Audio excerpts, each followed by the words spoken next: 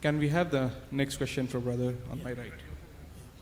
I am Devraj. I am a metallurgical engineer. I am working as a senior manager in tractor and farm equipments. Dear brothers and sisters, today is an excellent evening, I can say. It's a really an eye-opener to all Hindus.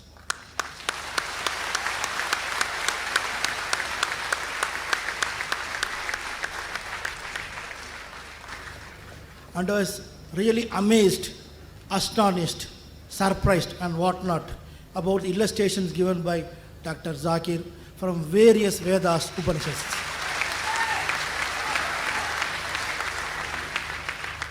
I have to admit, and most of the people here also will admit, it's really a God's gift given to Dr. Zakir.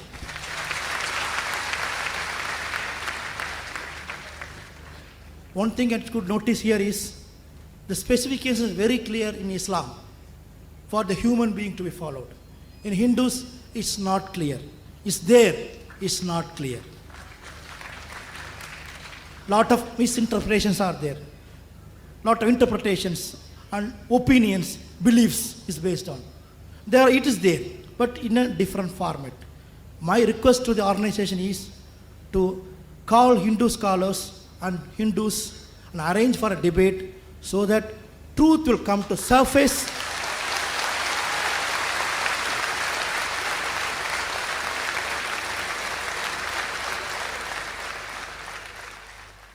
So that Hindus and Muslims can become much closer and closer and be together to be together towards the prosperity and unity and peace for the nation and society. Thank you. The brother has given a very good suggestion and I appreciate him. I do agree with him. It's an eye-opener for many of the Hindus, even for the Muslims. It's an eye-opener even for the Muslims, brother. I'm sure. Is it or not? Yeah. And the brother has given a very good suggestion that we should call the Hindu scholars and have a debate, I would say rather a dialogue. And that is again based on the verse of the Quran which I started my talk with, Surah Al-Imran chapter 3 verse 64, which says, "Ta'alaw ila kalmatin sawa'in bayna bainakum." Come to common terms as been assigned you. And that's what I'm doing, brother. I'm traveling different parts of India, different parts of the world, having dialogues with scholars of Christianity, of Hinduism. I'm only a student. I'm not a scholar, I'm a student of comparative religion. And I've had discussion dialogues in Kerala with Hindu priests in Bombay. And now there's a request, inshallah, I'll be going to Bangalore very shortly within a couple of months, that Sri Ravi Shankar, he has requested we should have a common dialogue. And you might have heard of the person, Sri Ravi Shankar. He's of great fame. He has got centers in 40 different countries of true living. And if anyone in Madras, if you can organize, brother, if there's any priest in Madras, we would love to have to come on a common platform and have a dialogue. I was there in Madras and I spoke with Shankaracharya of Kashi when I had come last time, a few months back. And we had a discussion on the issue of Babri Masjid. I asked him some questions and I gave him some clarification of Kashi. And there's no problem, brother. We love it. We are here to come to common terms. If you can arrange, or any brothers out here, non-Muslim or Muslim brothers can arrange any dialogue, just come to common understanding, but get a person who's knowledgeable. Knowledgeable of high standard, whether Shankaracharya or top priest, so that we can discuss and come to common terms, live harmoniously, build a big Indian nation.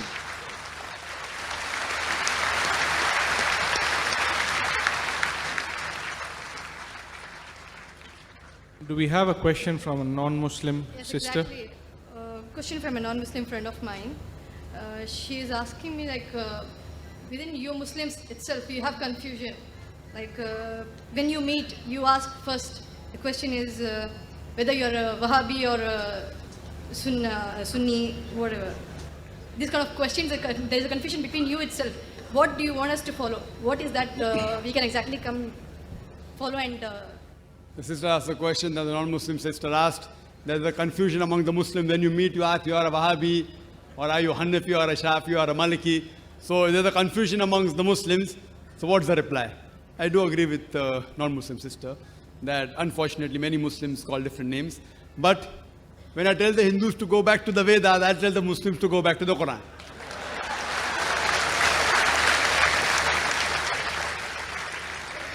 Allah says in the Quran, in Surah Al-Imran, chapter number 3, verse number 103, Allah says, وَاعْتَصِمُوا بِحَبْلِ اللَّهِ جَمِيعًا وَلَا تَفَرَّقُوا. Hold to the rope of Allah strongly and be not divided. We have to hold to the rope of Allah. The rope of Allah is the glorious Quran and the authentic Hadith. Allah says in the Quran, in Surah Anam, chapter number 6, verse number 159, that anyone who makes division in the religion of Islam, O Prophet, you have nothing to do with him. Making sects, making division in Islam is prohibited. It is haram.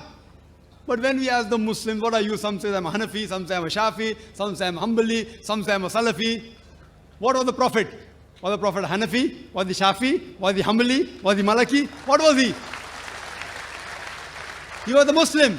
Allah says in the Quran in Surah Al-Imran, chapter number 3, verse number 52, Isa alayhi salam, Jesus Christ, peace be upon him, he was a Muslim. Allah says in the Quran in Surah Al-Imran, chapter 3, verse 67, that Abraham, peace be upon him, he was a Muslim. Allah says in the Quran in Surah Fussilat, chapter number 41, verse number 33, وَمَنْ أَحْسَنُ قَالًا مِمَّنْ دَعَا إِلَى اللَّهِ وَعَمِلَ صَالِحًا قَالَ إِنَّنِي مِنَ الْمُسْلِمِينَ. Who is better in speech than one who invites to the way of thy Lord, works righteousness, and says that I'm a Muslim?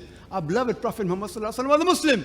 Allah has told us to call ourselves Muslim. There cannot be a better label than Muslim. See, all these four great Imams, Imam Abu Hanifa, Imam Shafi, Imam Ahmad ibn Hanbal, Imam Malik, may Allah be pleased with them all. They were great scholars. I love them. I respect them all. They were great scholars. But all these great scholars said, all these four Imams said, that if you find any of my fatwa which goes against Allah and His Rasul, then you throw my fatwa on the wall.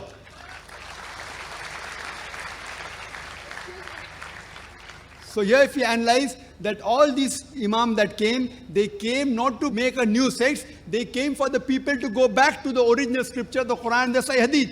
So what we have to realize, that I know there are people who say that isn't there Hadith in which the Prophet said there will be 73 sects. It's Hadith of Tirmidhi, it's a Sahih Hadith, Hadith number 171. The Prophet said there will be 73 sects. Prophet didn't say you should make.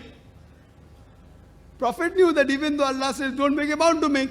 So the best is to go back to Allah and His Rasul. And the best label you can have is call yourself a Muslim. Any scholar, let it be anyone in the world, let him be the biggest scholar of the world. You ask him for proof. Qul hatu burhanakum. Produce your proof if you are truthful. If you are honest, produce your proof. So any scholar, if there's difference of opinion, you ask him for proof. Get the proof, check it up. Therefore, in my talk, I always give references. What I say, what Zakir says is rubbish in Islam. It is zero, nil. Therefore, I say, Zakir doesn't say, Allah says, Qul huwallahu ahad, says Allah one and only. If Zakir says it is rubbish, zero, nil in Islam. If Allah says it, carries weight. If the Prophet says it, carries weight. So therefore, sisters, Muslims should not be divided. We should call ourselves Muslims and follow the Quran and the Sahih Hadith. Anyone who divides the religion, they are going against the Quran.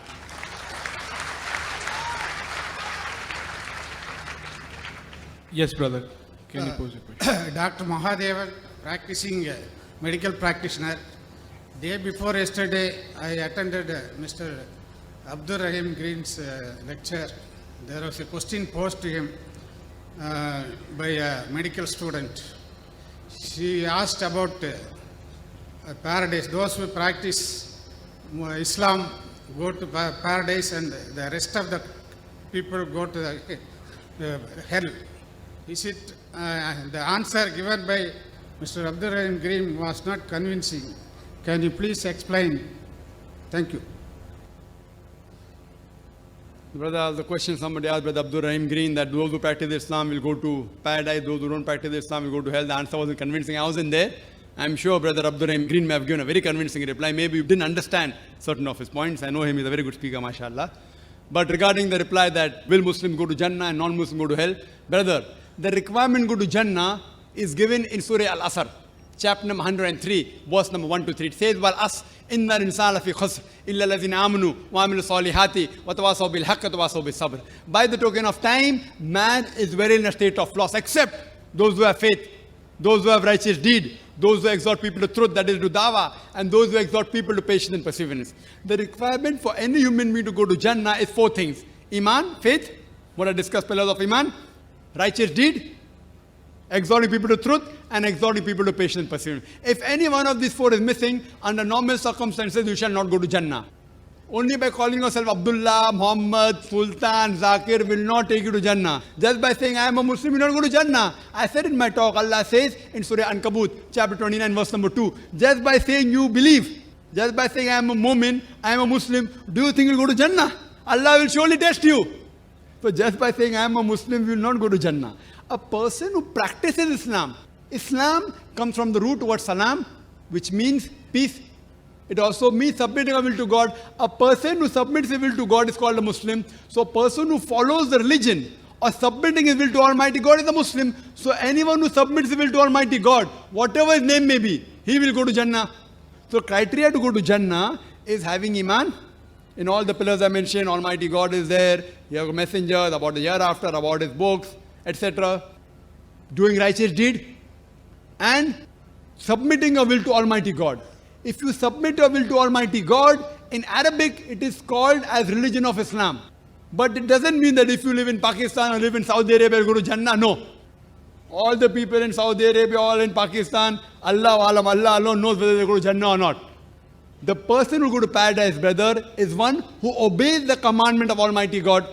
The person who obeys the commandment of Almighty God, and I discussed many in my talk, if you obey these commandments of Almighty God, just by name, calling yourself Muslim or Muhammad or Abdullah, that will not take you to Jannah. It is not compulsory to change your name. The name, Green, is not a Muslim name. So that doesn't mean you won't go to Jannah. We prayed to him that may the brother, inshallah, well, he has reverted. He was a Christian. So the name will not take you to Jannah, your deeds will take you. Believing, your deeds, exhorting people to truth and exhorting people to patience and perseverance. If your deeds are right, if your iman is right and you exhort people to truth and patience and perseverance, inshallah, any human being, he shall go to Jannah. Hope that answers the question. May we have the next question from brother here? Your name and profession? I am Rajaji, first time New College.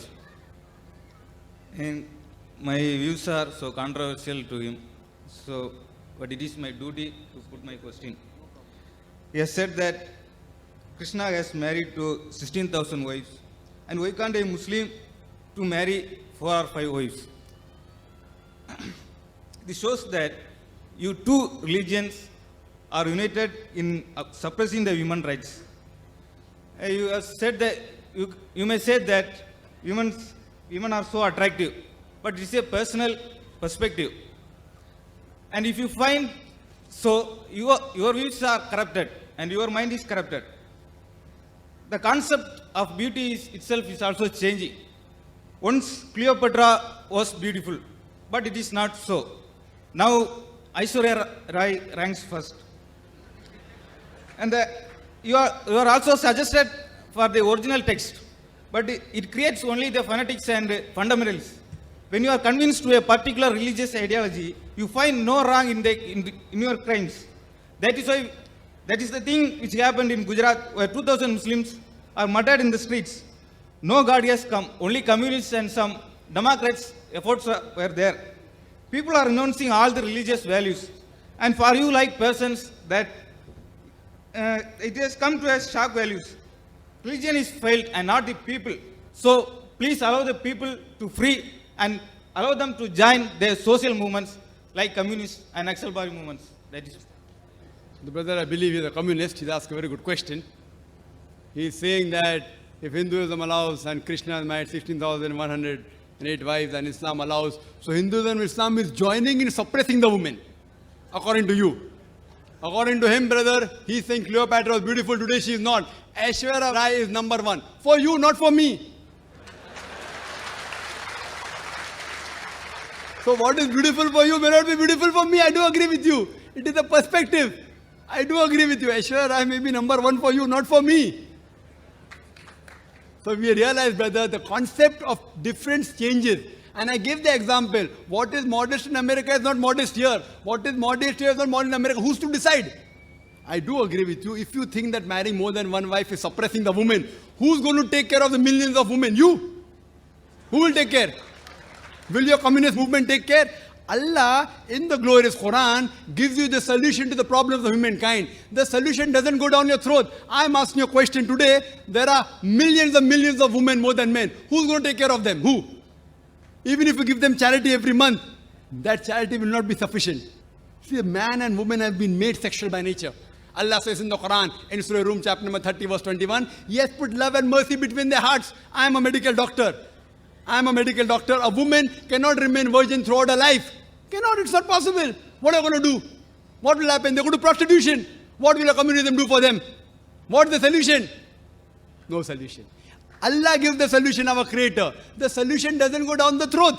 So the problem is, brother, the solution is that you give a better solution. Can you think of a better solution? In Islam, it's not compulsory to marry more than one wife. It's not compulsory to marry 4. I don't know of a single Indian Muslim who has got 4 wives. I don't know of any. There are other foreigners Muslim who have got. You have to realize, brother, this is the solution. Everyone cannot marry more than one woman. Everyone cannot. But certain men who can do justice between the wife, Allah has given them permission. If they can do justice, what is troubling? You have to understand. Where are we suppressing them? We are uplifting them. The so-called modernity you're talking about in America, in the name of art and culture, what are they doing? They're degrading the woman. Your talk of women's liberalization is nothing but it is an exploitation of a body, degradation of honor, and deprivation of a soul. The Western society claiming to uplift the woman have actually degraded her to a concubine, to a mistresses, and society butterflies which are hidden behind the colorful skin of art and culture. In the name of art and culture, Aishwarya Rai, what is that? Modeling, is it right? So the problem is, brother, you have to put your thinking right is important. We don't want to sell our daughters. We don't want to sell our mothers. If you want, you can do it. And the famous ad I'm told, which I gave the example last time, of the BMW. Someone told me, very famous ad. You know BMW car? It's a very famous car. Youngsters go in competition with Mercedes. In the ad, there's a woman standing in a bikini in front of the ad. Test drive her now. Who, the girl or the car? What are you doing? In the name of communism, in the name of uplifting the women, you're selling your daughters, you're selling your mothers. We Muslims don't want to do it. We don't want to do it. In America, you can have mistresses, 5, 10, 20, no one can stop you. So in communism, having mistresses is allowed.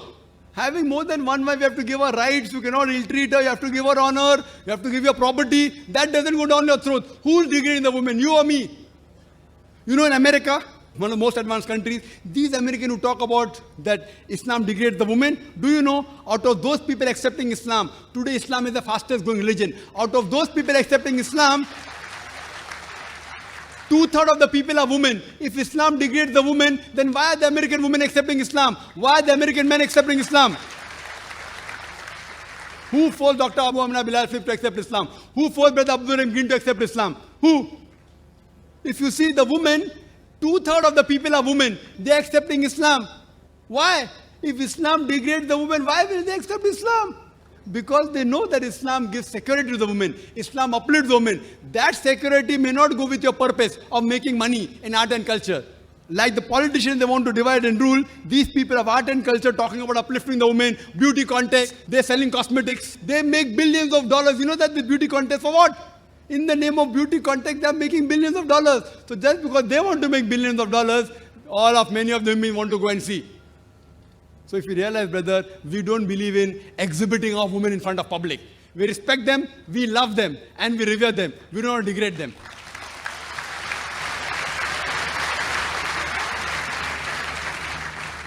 We have a non-Muslim sister. Yeah. The answer that you gave me, your logic and statistics made me think for a while. But I still have a point to be cleared. Probably, at a previous point of time, in those days, men had to go to the battlefield. The only source of income for a family was through men.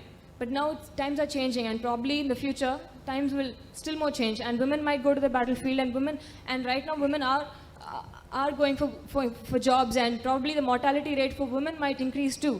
At that point of time, is it okay to modify and say that there can be just one wife for a man? After all, religion is for mortal creatures like us and not for God. Sister, that's a very good question. At that time in wars, maybe men were dying more, and I agree with her. Now the times of wars have changed. But even today, sister, in the wars, more men are dying. In the Gulf War, more men died. In the Afghanistan War, more men died. In Vietnam War, more men died. But the percentage was much less as compared to the old. I do agree with you. Today, I gave the statistic, more people are dying of cigarette smoking, there are men rather than women. More people dying of alcoholism, more men than women. Accident, more men than women. I do agree with you that now women started going to the battlefield. And in America, when I was there in USA, just a few years back, they started a women section. Women going, and the big section of women joining the military. Do you know the president of America at that time? It was Bill Clinton, I think Bill Clinton. He had to apologize in the parliament. 96 women were raped by the superior. He had to apologize in the parliament.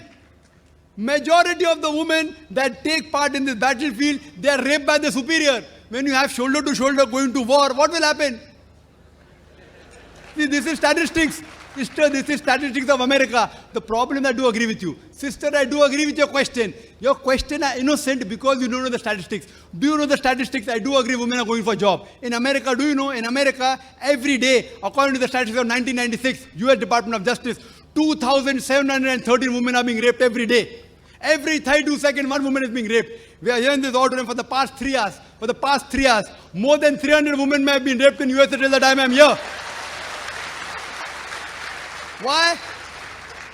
Islam is not against women working. Islam is not against women working, but it is the duty of the man to be the bread earner. They can work, but it should be a modest work. It should not be modeling, dancing, singing, or intermingling with the gents. Working is allowed, sister, but if you do those work which are immodest, there are high chances that you may be degraded, there may be immorality. Yes, sister, you have some comments? I'm not talking about any, degrading the modesty of a woman kind of jobs. I'm talking about modest jobs, say driving itself. There are, the number of women drivers in the world are increasing. What at one point of time, let's say of a hypothetical situation, at one point of time, the number of women drivers in the world increase and the mortality rate of women increase. At that point of time, is it okay for us to accept a religion and say that a man can have just one wife? I'm not just talking about this particular aspect of any religion alone. Any aspect of religion. Is it okay to modify religion as times are changing? This is a very good question. That can we modify religion as times are changing? If the religion is not perfect, it requires a modification. If the religion is perfect, no modification is required. So if the religion has a problem, therefore I told you, point out a single fault. You are talking hypothetically. Hypothetically, after 100 years, if women start diving, if women die, if women population becomes less, if. Sister, our Creator Almighty God knows the future. You and I don't know.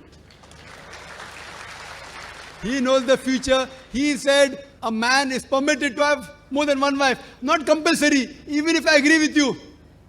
Even if I agree the women population becomes same, it's not compulsory for a Muslim to have more than one wife. I have got only one wife, sister. I have got one wife only and I'm satisfied with her. I don't intend marrying more. There's no problem. If someone can do it, there's no problem at all. Want to marry, marry. Don't want to marry, don't marry. But if you marry, you should do justice between a wife. So sister, our Almighty God Creator, He knows about the future. Suppose doctor says don't have cyanide. But if the cyanide doesn't harm me and if I have it, hypothetical, the doctor knows. But a doctor is a human being, can make mistake. Almighty God is the biggest doctor of everything. He is the biggest doctor. He knows what is required for. Therefore I said point out a mistake now. Tomorrow there may be something, then inshallah you can come and ask me the question tomorrow and then I'll give you the reply. May we have the next question from the brother at the back? My name is Sriram. I'm an engineering graduate. I would like to pose a question. You said that Dasarath had 3 wives. And we know that in Ramayana, Dasarath, in an attempt to give equality to all the 3 wives, he lost his life. You can say this as a test by inshallah. But is this test suitable for the wives? Because they are being suffered. Who is going to take care of the wives if the person is failing in the test? What will be the position of those people? Is this correct? The brother asked a question that King Dashrath had more than one wife.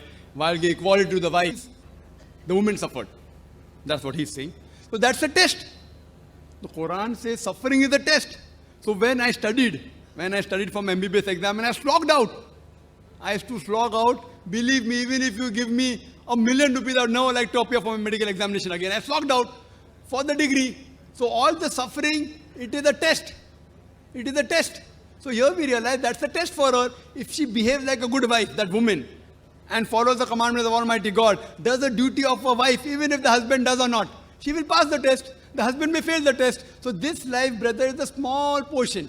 An average human being lives for about 50 years or 40 years. Some at the age of 20, some at the age of 80. Average about 40 to 60 years a human being lives. But this life compared to next life is 0.0000000. Very small percentage.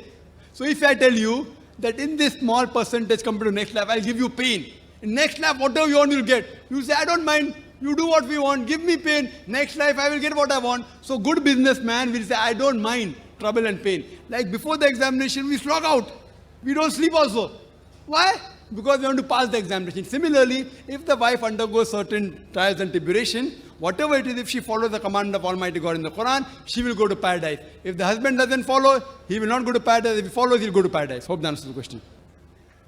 The next question from brother at my right. I'm here again, brother. Some people call, the religious people call God by his name, and some other call the superpower. And scientists say cosmic energy.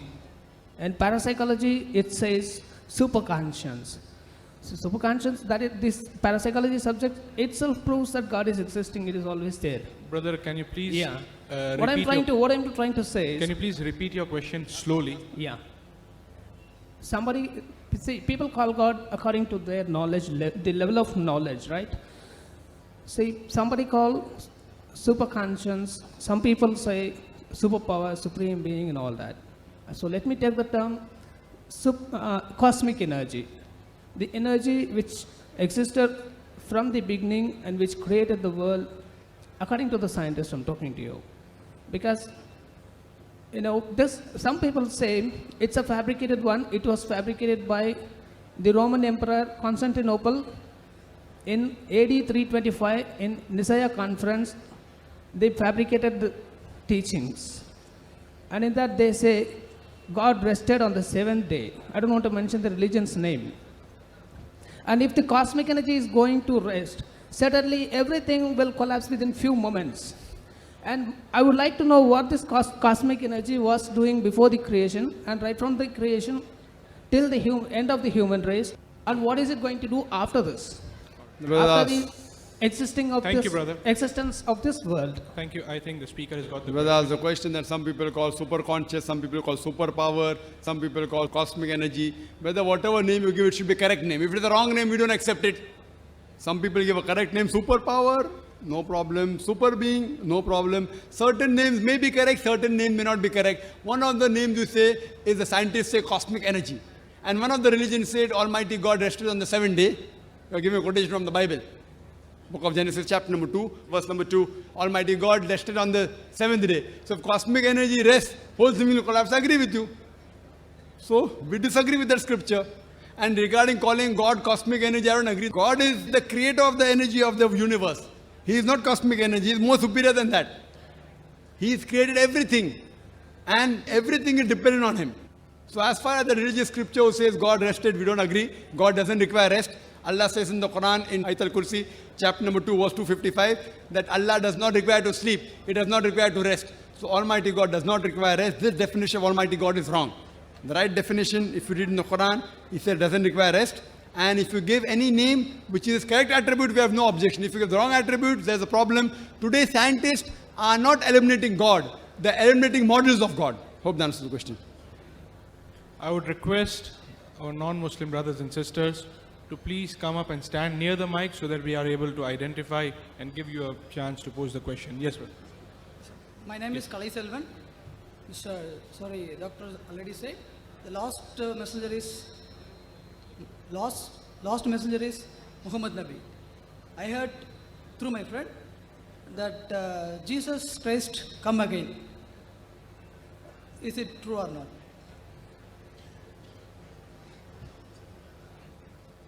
There was a question that Prophet Muhammad Sallallahu Alaihi Wasallam is the last Nabi, last Prophet, but one of his friends said Jesus Christ is going to come again. Yes, that is mentioned in the Bible also, Jesus Christ is going to come again. It's even mentioned in the various verses in the Quran, including Surah Ma'idah, chapter number 5, verse number 116. And there are no less than 70 Sahih Hadith mentioning about Jesus Christ, peace be upon him, will come. But the reason why Jesus Christ, peace be upon him, will come again is because Jesus Christ, peace be upon him, was the only messenger of Almighty God, whose follower as a whole, they mistook him that he claimed divinity. There's no other messenger whose followers as a whole, they mistook that he claimed divinity. But the Christians, most of them, they mistook that Jesus Christ, peace be upon him, he claimed divinity. So that's the reason Allah subhanahu wa ta'ala raised him up alive. He'll come in his second coming, as Allah says in the Quran in Surah Ma'idah, chapter number 5, verse number 116. On that day, you be my witness, Ya Allah subhanahu wa ta'ala, O God. I never told them to worship me, but I said, Abdullah, worship Allah, Rabbi wa Rabbakum, who's my Lord and your Lord. So in his second coming, he will come to testify that I never told you to worship me, but I told you to worship only one God. So when his second coming, he will not bring a new law. He will come as the ummah of Muhammad sallallahu alaihi wasallam. He will follow the same law of the Quran and the Hadith. He will not teach anything new. He will come to testify only to the Christians that I never claim divinity, and he will follow the law of the Quran and the Sahih Hadith. You said is the final messenger is Muhammad Nabi. Again that Jesus Christ will become known. That's right. In the second coming, he will not get any new message. Messenger means to get the message. He will not come as a Rasul. He will come to testify to the Christians that never claim divinity. He will not get a new message. The message that he got, the Injil, was there about 2000 years back. That has been corrupted. Now Muhammad sallallahu alaihi wasallam came. So even Prophet Jesus, peace be upon him, when he comes back, he will follow the message of the Quran and the message of Prophet Muhammad sallallahu alaihi wasallam. So as a messenger, in following the message, the last is Prophet Muhammad, peace be upon him. Hope that answers the question. We have the next question from the sister's side. Assalamu alaikum, I'm Shalja, a software engineer. I embraced Islam at the time of my marriage. I just have only one question which relates to humanity. Our topic is about peace to humanity. Does Islam or in anywhere in Quran is it specified about the organ donation? If it is so, is it allowed, or like why is the reason that it is not allowed? So as I heard from some of my friends. Sister asked the question that is there any mention in the Quran that organ donation can be done or not. There's no verse in the Quran or any authentic hadith where organ transplantation, organ donation can be done or cannot done. But all the scholars have got together, and there are several conferences taking place in Makkah, in Riyadh, in Malaysia, and the scholars unanimously agree that organ donation and organ transplantation can be done if three criteria are fulfilled. Number one, the person donating the organ, it should not cause a major loss to his health. I can't give my heart. If I donate my heart, I will die. But doctors say that I've got two kidneys, one kidney is sufficient, and if my mother, both the kidneys have failed, I can give a kidney to her, even she will survive, and even I will survive. So point number one, the person donating the organ should not cause a major loss to his health. Point number two, the person receiving the organ should be a major benefit for his health. Point number three, it should not be for money, for economic reasons. Person can't sell his kidney. So if these three things are fulfilled, the scholars say, under these conditions, organ donation can be done, organ transplantation can be done. Hope that answers the question. Please pose your question. Yeah, my name is Amresh. I got a question. What do you think why God created us? Do you think He created us to send here for test in order to categorize us for heaven or hell? Well, asked the question, why did God create us? And on the second day of this conference, I gave a talk on purpose of creation for about 1 hour 15 minutes. I don't intend to repeat the lecture. One of the reasons is that God created us for the test for the hereafter. This life, as Quran says in Surah Mulk, chapter 6 and verse number 2, Allazi khalaqal mawta wal hayata. He has created death and life to test which of us is good at deeds. And besides that, one of his unique creation is He created the human beings who have a free will. We can either obey Almighty God or we may disobey Almighty God. We have been given the free will. And Almighty God asked us before we came in this world, who would like to become a human being? So we opted for that. You and I, in the previous life, before we came in this world, we opted for that. So based on that, Almighty God gave us the free will. Now after we get free will, we either have the option to obey God or disobey God. If we obey God, we get Jannah. If we disobey God, then we don't get Jannah. So this life is a test for the hereafter. Other creations, angels don't have a free will. They always obey Allah subhanahu wa ta'ala. So we opted for the test. We opted for the test, so we are undergoing the test. So based on this test, we will get our reward and punishment. Allah says in the Quran in Surah Dhariyat chapter 50 and verse 56, Allah says, وَمَا خَلَقْتُ الْجِنَّ وَالْإِنسَ إِلَّا لِيَعْبُدُونَ. That we have created jinn and the men not but to worship me. So one of the reasons for our creation is worship, and there is a test for the hereafter. Allah subhanahu wa ta'ala does not require us to worship Him. Whether we worship Him or not, He is yet great. It will not diminish Him. It will not make Him superior. We are undergoing the test. For our benefit, we opted. It is like I opted to appear for the medical examination. I opted. So the teacher, she corrected, okay, fine. And I passed the test. So similarly, brother, we opted and we are undergoing the test. And for the complete answer, you can refer to my video cassette, The Purpose of Creation. Yes, brother. Can we have the next question from you? Respected sir, I have 4 questions. First You can one is, brother, please, hard to believe. please mention your name and one question at a time. Shijil. There are some hard to believe instances in any scriptures. For instance, in Quran, like birds dropping stones in a battlefield on the enemy's context like that, which is hard to believe. That's my first question. There's a question that certain thing mentioned in the Quran like birds dropping stones, talking about Surah Fil. Surah Fil, chapter number 105. There are many things. For example, Quran says about Shaqqal Qamar. Prophet Muhammad Sallallahu Alaihi Wasallam split the moon into two. Musa Alayhi Salam split the sea into two. These are difficult things, yes. These are known as miracles. Miracles are those things which a human mind cannot conceive how it happened. For us human beings, to make the moon into two is not possible. For us human beings to split the sea into two and have a pathway is not possible. So these are known as miracles, which only God can do, you and I cannot do. So it's difficult for us to conceive. The only way for us to testify is to go back into time. Here sitting now, we can't go back 3,000, 4,000 years back and check up whether Musa alayhi salam, Moses, did he split the sea or not. So what we say, these are miracles which doesn't allow us to go back in time. But there are many things which Quran has said, which has come true today. For example, Quran speaks about science, about the Big Bang. Quran speaks of the light of the moon, not its own light. Quran speaks the earth is spherical. Quran speaks the sun rotates, which to a man 1,400 years back would sound, what is this nonsense? That the moon has its own light? That the earth is spherical? All these things about the Big Bang. But today, after science has advanced, we have come to know it's a fact. But to know what happened in the past, we can't go back in time. So what my logic says, whatever the Quran has mentioned, certain things we can check up now. Certain things we can't check up. We can't go back in time. So that goes in the ambiguous slot. So what things we can check up today? Out of those things, whatever we can check up, so 80% things we can check up. So my logic says 80% of what the Quran mentioned, we can check up today, and we have come to 100% correct. Whatever we can check, not even 1% is wrong. Most of the contents are historic, I think so. Yes, that's what I'm telling you, brother. Historic. For you to say that thing didn't happen, you can only prove by going back in time. If the Quran says Prophet Moses split the sea, you can't prove that he didn't split. Neither can you prove he split. But we can't go back in time. Can we go back 3,000, 4,000 years back? Can we go? We can't. So what we say logically, this may have happened, may not have happened. May have happened, may not have happened. The birds may have dropped stone, may not have dropped stone. Correct? What we say, this is ambiguous. If we talk about the nuclear bomb, 1,000 years back, would they have believed? Would they have believed? They would have said this is nonsense. Right or wrong? But today you and I believe or not? Because science is advanced. Similarly, there's nuclear bomb, there's atom bomb. So birds dropping stones, what's the problem? It is so easy. Nuclear bomb is more difficult.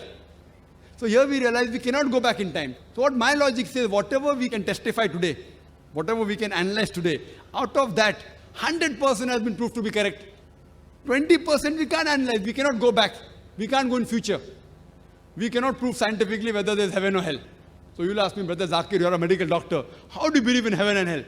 I said that goes in the 20% ambiguous slot. So my logic says when 80%, what we can check today of the Quran, has been 100% to be correct.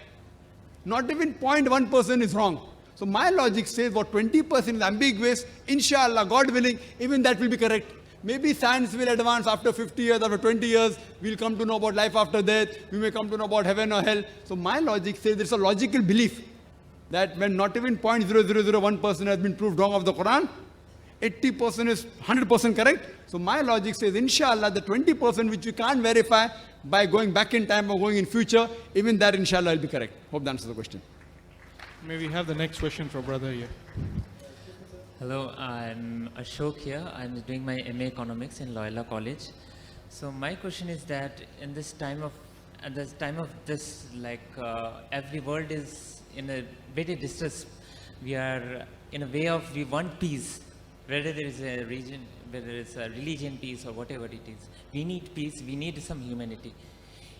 And we have lots of people from outside countries also. So is the religion is the sole thing that we are doing so much of problems all around? Is the religion is the sole problem? For that we are demolishing the WTO all around and we have lots of problem over there. And is the religion is the solution for the things happening all around the world? And is it the solution for the people dying in Ethiopia? We have children dying out of hunger. Is the religion solution for them? What is the solution for the real thing for what we are wondering all around? Is it the religion is the only solution for what we are debating all this time? What I think so we need some solution for that. Thank you. That's a good question. That we are having so many problems in the world. Is religion the solution for this problem?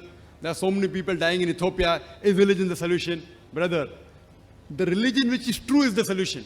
Allah says in the Quran in Surah Al-Imran, chapter number 3, verse number 19, Inna Deena Indallah al-Islam. The only religion acceptable in the sight of Almighty God is submitting a will to Almighty God. If every human being submits a will to Almighty God, you won't have a problem in Ethiopia. Allah says in the Quran and several Sahih Hadith that the third pillar of Islam is every rich person who has a saving of more than the nisab level, 85 grams of gold, should give 2.5% of his saving in charity. If every rich human being gives charity, poverty will be eradicated from this world. Leave aside Ethiopia, there will not be a single human being anywhere in the world who will die of hunger. Do you know that the 3 richest men in the world, their wealth is equal to 48 poorest countries' GDP. 3 richest men. If all of these people give zakat, it will solve the problem of the humankind. So the problem is that if every human being follows the religion of submitting his will to Almighty God, like that you gave one problem.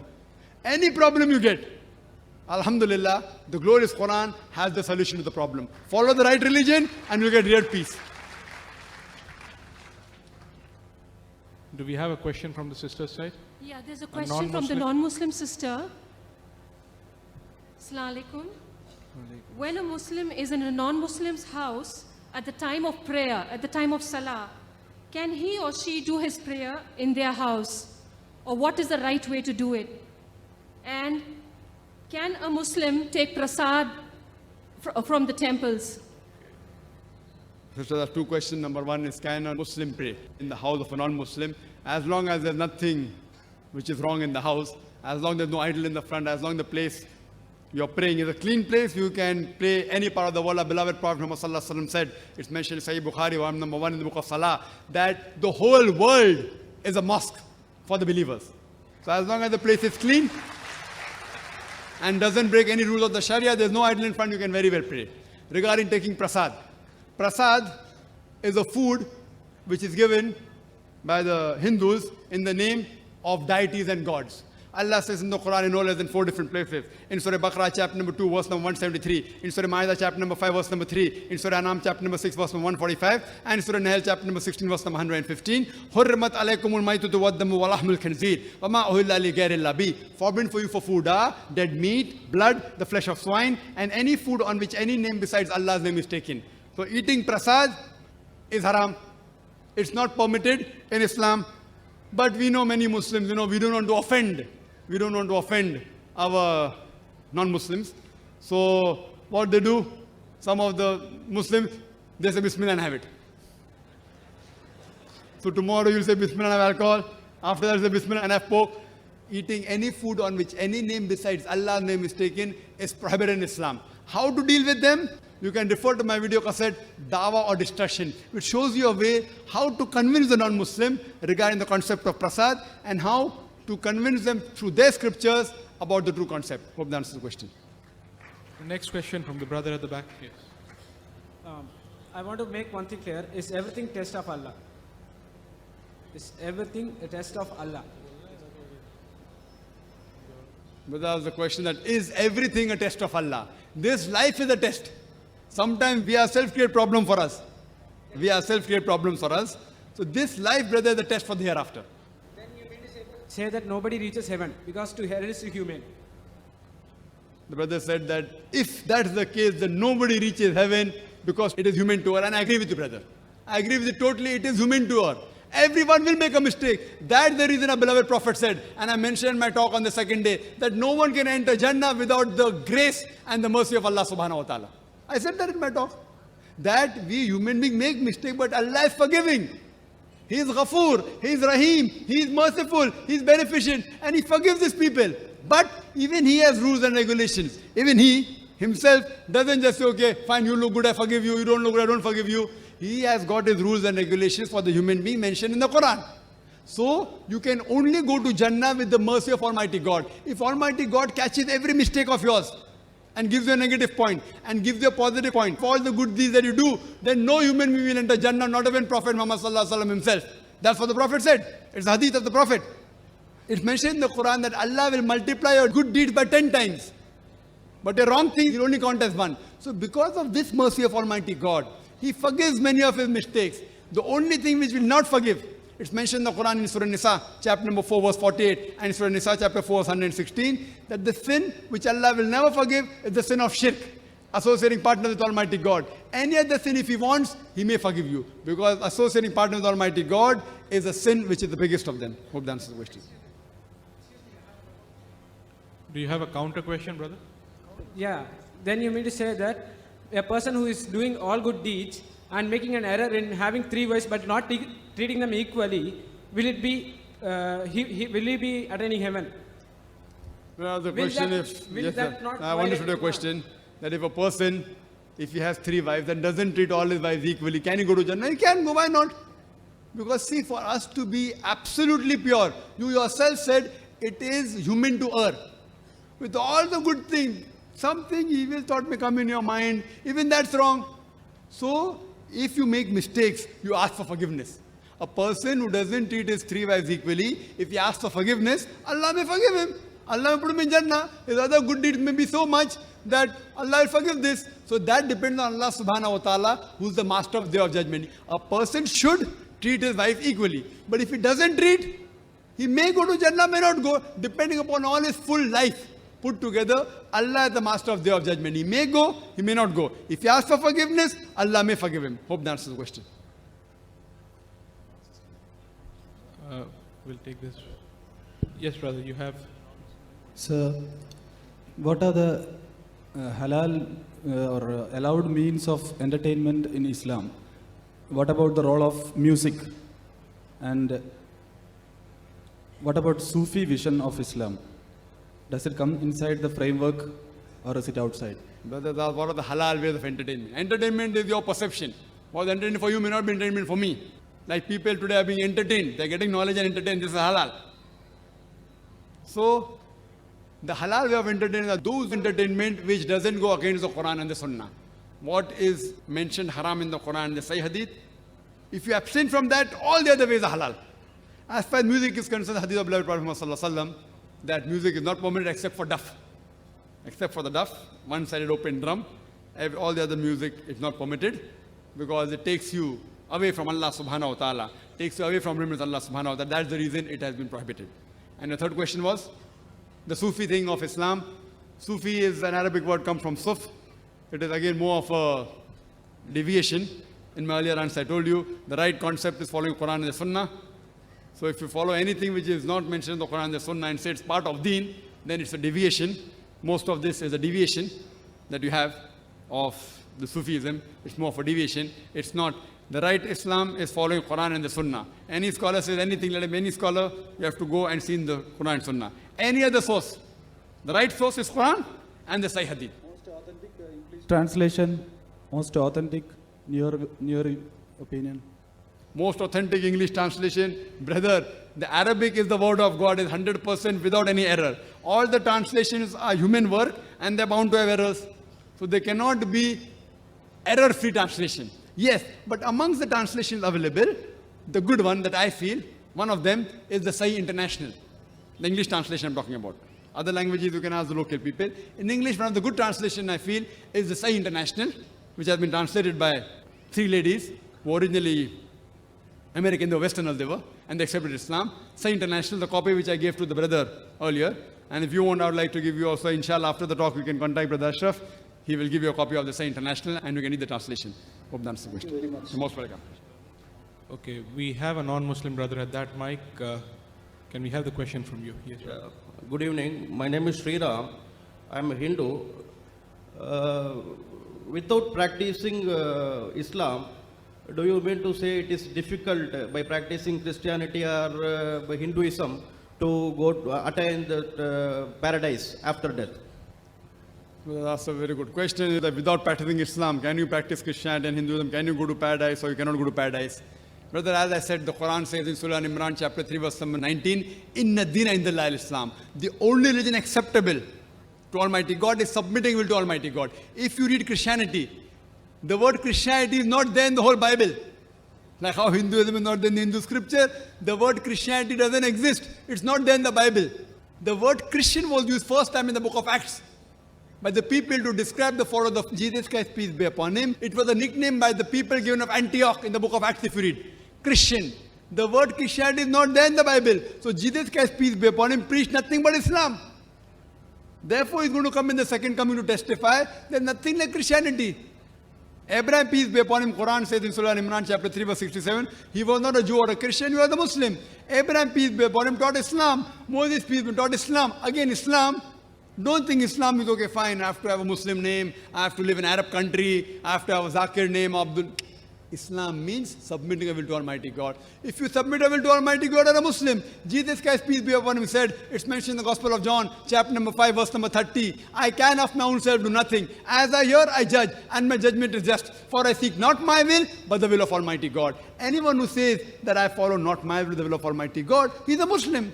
So Jesus Christ, peace be upon him, was a Muslim. He preached Islam. I've given the talk on similarities between Islam and Christianity. And I've proved that even in Christianity, they say believe in one God, don't believe in Trinity, don't make images of Almighty God, God is not begotten. All from the Bible.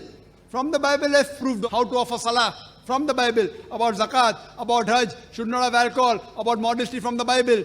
So even Jesus Christ, peace be upon him, he did not come to preach Christianity, he came to preach Islam. And Almighty God is the same God for all the human beings. He has only given one religion, no other religion. All these are corrupted form of the original religion. Like how the brother said, Sufism. Even that's a corrupted form of Islam. It is not Islam at all. What we have to follow is true Islam, the Quran and the Sahih Hadith. And all the messengers, they taught only Islam. So if you follow Jesus Christ, peace be upon him, by going to the scriptures, Jesus Christ never said worship me. He never claimed divinity. In fact, there's not a single unequivocal statement in the complete Bible where Jesus Christ, peace be upon him, himself says that he's God or where he says worship me. But the Christian says you cannot enter paradise until you believe Jesus Christ died for your sin. He was Almighty God. There is not a single unequivocal statement in the complete Bible where Jesus Christ, peace be upon him, himself says that he's God or where he says worship me. If any Christian can show me any statement in the Bible where Jesus Christ, peace be upon him, himself says that I am God or where he says worship me, I'm ready to accept Christianity today. In fact, Jesus Christ, peace be upon him, said, it's mentioned in the Gospel of John, chapter number 14, verse number 28. He said, my Father is greater than I. Gospel of John, chapter number 10, verse number 29. My Father is greater than all. Gospel of Matthew, chapter number 12, verse number 28. I with the Spirit of God, I cast out devil. Gospel of Luke, chapter number 11, verse number 20. I with the finger of God cast out devil. Gospel of John, chapter number 5, verse number 30. I can of my own self do nothing. As I hear, I judge, and my judgment is just. For I seek not my will, but the will of my Father. He submitted his will to Almighty God. He is a Muslim. It's clearly mentioned in the book of Acts, chapter number 2, verse number 22. It said, ye men of Israel, listen to this. Jesus of Nazareth, a man approved of God amongst you, by wonders and miracles which God did by him, and you are witness to it. A man approved of God amongst you, by wonders and miracles which God did by him, and you are witness to it. So if you say Christian means a person who follows the teachings of Jesus Christ, peace be upon him, then I say we Muslims are more Christian than the Christians themselves. Because Bible says don't have pork. Bible says the woman should cover the head. It's mentioned in the 1 Corinthians. 1 Corinthians chapter number 11, verse number 5 to 7. The woman that does not cover her head should be shaved off. So brother, all the messengers of Almighty God, they taught nothing but Islam. Islam is submitting a will to Almighty God. So if you submit a will to Almighty God, you'll go to paradise. If you don't submit, you will not go. Hope that answers the question. We have time for one last question. If you have a non-Muslim brother, yes, you can ask a question. Respected sir, my question is... Can you please speak slowly and in the mic so that we can hear the question I want clearly? to know your description, Quran's description of heaven. Brother wants to know the Quran description of heaven, and I mentioned in short, heaven is a place. It's not a Jannah. The translation of Jannah in Arabic into English is garden. It's talking about bliss, a place of bliss, where it gives a description that there will be rivers flowing beneath your feet, rivers of honey, rivers of milk, talking about fruits, pomegranates, etc. This place is your reward in the next life. Sir, respected sir. Yes, you said you want a description of Jannah. Yes, sir. Respected sir, how will we be in heaven? Like, we'll be like normal human beings or like... The brother said one more thing, sir. Like, if we can't find heaven here, I don't think we'll be able to find heaven anywhere. the that's my brother honest opinion. How will we be? How will we? Will we be the same? Brother, here we require many things. There it is different. We will not be the same. There we will be in a different form. How will be Allah Alam? We will be different. We won't have all these evil thoughts coming if you enter Jannah. I'm not talking about ears, like eyes and nose and all. Our mind or our soul as such, as you describe, how will it be? That will come to inshallah when you go to Jannah. So you and I pray that we go to Jannah. Sir, then inshallah. You're taking me to some place where like you don't have any description. Sorry? You're taking me to some place which you can't describe. That's why I told you. You asked me the description. I started giving the description. Then you told me not of the place how I will be. How will I be? Will I have a beard? Will I be young? I'm not talking about beard or anything as I'm talking about your soul, your mind. Our soul will be there. Allah says in the Quran in Surah Al-Imran chapter 3 verse 185, Kullu nafsin zaiqatul maut. Every soul shall taste death. Our soul will be there. Our body will not be there. Our soul is there, will be there. But how will be resurrected? Like an old woman who died at the age of 80. How will she be resurrected? Young or old? Allah Alam. It will be different. I'm not talking about the body as such. Okay, you're talking about the soul. Okay? Soul will be there. So you're telling soul is responsible for everything. Soul is responsible for all these things. That's and it. all these actions and all these things. That's right, brother. How do you, if I go to heaven, then I'll think about like, okay, I'll have like 17 virgins whom I can have 6, okay? I can think of like, okay, fine, there'll be some other place better than heaven. It'll be like going on. How will it end? Basically the evils are due to man's desire. That's right. How am I sure that in heaven I'll be happy with the same mind and soul? That's what I told you, brother. How will you be sure? I told you, if this book, there's something like logic. If I verified this book, 80% of these books I have verified to be 100% correct. Remaining 20% is ambiguous. Neither right, neither wrong. So I, as a person of logic and a medical doctor, my logic says when 80% is 100% correct, 20% is ambiguous. Ambiguous, not known. Sir, like any religious book is difficult to refute. You take Brother, you are saying it's difficult to refute. You can hear my video cassettes. I had a debate with Dr. William Campbell in Chicago on the topic of Quran and Bible and the right of science. You see, if I want, I can refute many books. But today my job here is not to refute, to come to common terms. If I want, I can give a talk on the differences in Hinduism. I can speak about the scientific errors in Hinduism. In the Bible, my job is not that. What I've done is a presentation on the commonalities in Islam and Hinduism. What I've spoken is the established truth, what is mentioned in the Vedas. I picked it up and presented to the people. If you agree with the Vedas, you follow. If you don't agree, the choice is yours. So even the Vedas speak about Swarg, about Nark, about heaven and hell. You like it, you accept it. Don't like it, don't accept it. We'll come to know on the day of judgment who's right. Thank you very much, brothers and sisters. Jazakallah khair. Now I request Brother Green to make a vote of thanks. Brother Green.